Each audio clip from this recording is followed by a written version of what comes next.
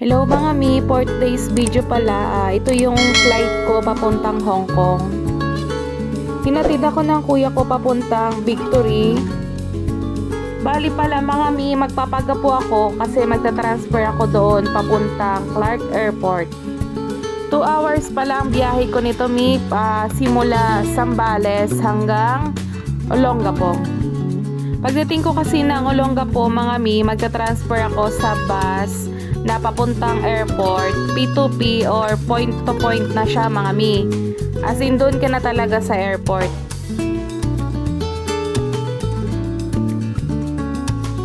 Pagbaba ko pala ng Olongapo mga mi, mga 1 hour and a half pa ako mag-aantay para sa susunod ko na bus. Every time na nag-stop over pala ako dito sa Olongapo mga mi, kumakain muna ako sa Chowking kasi mas malapit dito yung Victory. Lalo na mayroon akong dalang maleta tapos mayroon pa akong hand carry na bag. Kailangan malapit lang ako. Pagkatapos kong kumain, nagantay lang ako saglit. And then ayan na mga mi, nakasakay na ako papuntang Clark Airport. Bali ano na to mga mi, SFX kayo dadaan. Almost 2 hours pa yung aantayin ko dito. Ayan mga mi, nandito na tayo sa Clark Airport. Tapos agad-agad ko siyang nilalagay sa cart yung mga dala ko, itong maleta ko, tsaka itong hand carry ko na black, para hindi ako mahirapan papasok ng airport. Tatawid ka lang dyan mi, tapos magla-left side ka. Yang nasa kabilang side ko pala mga mi, yan yung international arrival. Dyan sila nag-aantay. Itong escalator na yan mi, pwede mo rin siyang gamitin kapag aakyat ka na sa taas for departure. Pero ako ang ginagamit ko palagi pag nagpa-flight ako dito is lagi ako nag-elevator para mas mabilis mi.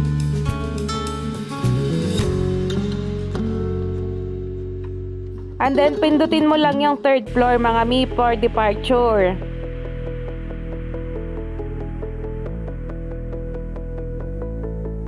Bali mga mi, pang 4 times ko na tong papuntang Hong Kong.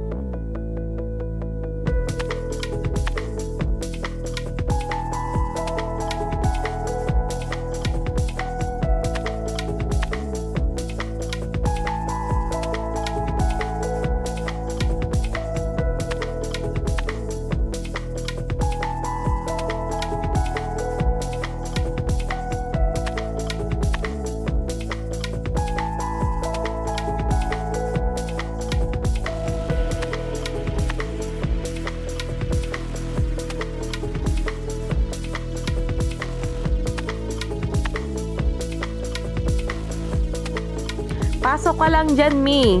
Dati kasi mayroong guard dito nagtitingin din siya kung yung passport mo, ganyan-ganyan.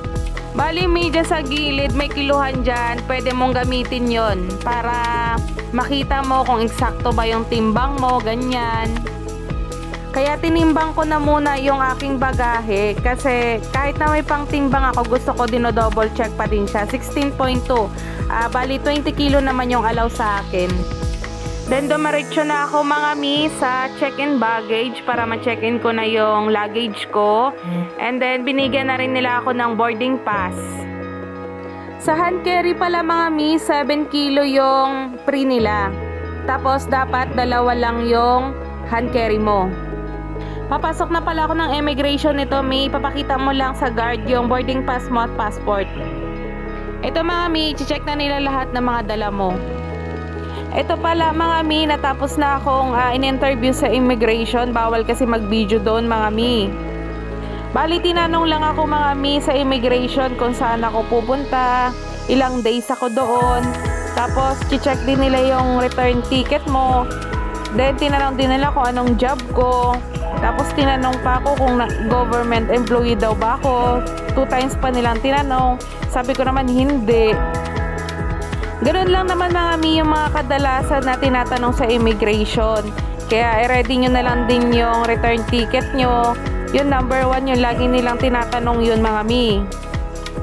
Gate number 9 pala ako mga mi. Kaya papasok na ako dyan para magantay ng flight ko. Almost 2 hours ulit yung aantayin ko mga mi. Mas maganda na yung maaga. As you can see mga mi, madami na rin nag-aantay. Kung gusto nyo palang kumain mga mi, wag muna kayong pumasok ng immigration kasi ang mahal ng pagkain dito. Kahit yung tubig mi, ang mahal. Tipid tips yun mga mi. Kasi ako naman, binibilihan naman ako ng aking hobby ng food sa airplane. Kaya minsan hindi na ako kumakain. Papasok na kami ng eroplano nito mga mi.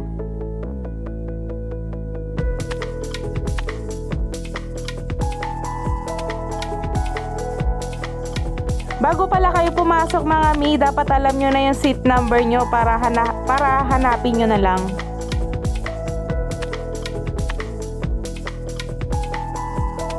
Kapag malapit ka pala sa window seat mga mi, A or F yung nakalagay. Lagi pala akong binubook ng aking hubby sa window seat kasi yun yung lagi kong request sa kanya. Bago aalis ang eroplano pala mga mi, ayan, magde-demo muna sila ng in case of emergency. Ayan mga mi, nasa Himpapawid na kami.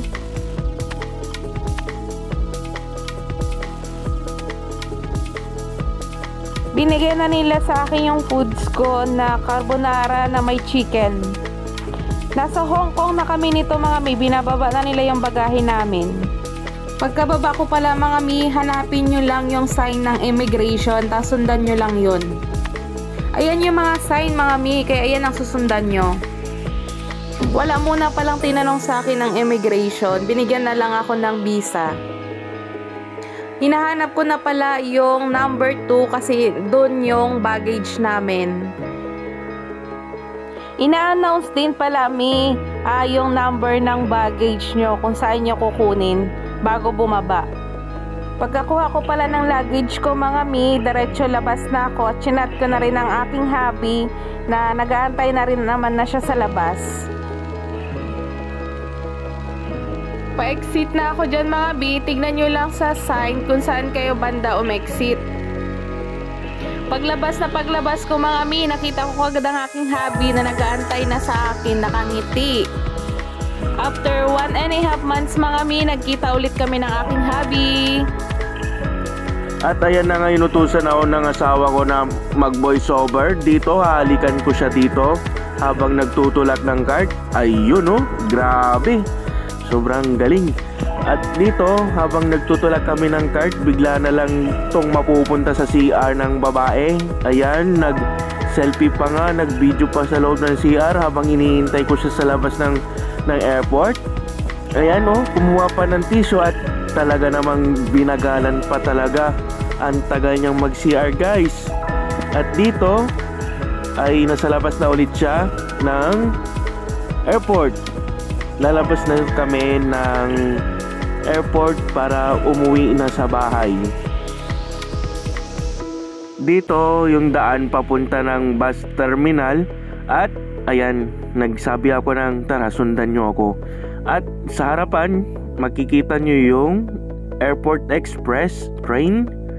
Mabilisan yan papuntang city, pero dito sa kanan ang papuntang bus terminal kung ayaw nyo mag-train. Okay?